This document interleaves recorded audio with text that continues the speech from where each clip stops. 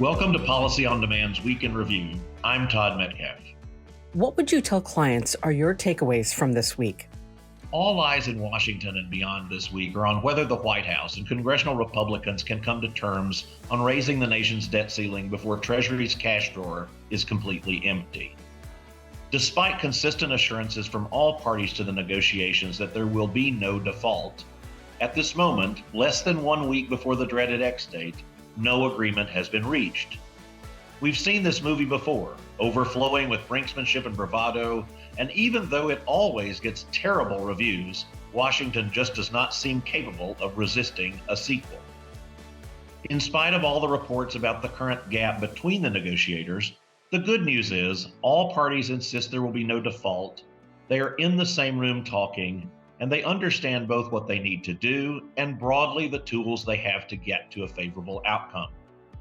The bad news, unsurprisingly, is the clock is ticking louder and louder every hour no agreement has been reached, with Treasury Secretary Yellen and several reputable outside validators continuing to insist that an agreement needs to be in place, meaning on its way to the president's desk, not merely outlined on a whiteboard somewhere, by June 1, the time for continuing negotiations is fast running out, and the time for coming to terms is well and truly upon us. While the debt limit discussion is consuming most of the oxygen in Washington this week, it is not the only show in town. The Ways and Means Committee has released its much anticipated proposal to retaliate against countries that enact and impose the OECD prescribed under-tax profits rule against U.S. headquartered firms. Stay tuned for more details on that proposal in the coming days. Which question related to policy did you get asked the most, and how did you respond? The most common question I heard this week is entirely predictable. Will they or won't they reach an agreement on raising the debt ceiling before it's too late, that is? As the old saying goes, it is always darkest before the dawn. Similarly, high-stakes congressional negotiations often appear to be on the rocks or even to fail, usually more than once, just before an agreement is reached.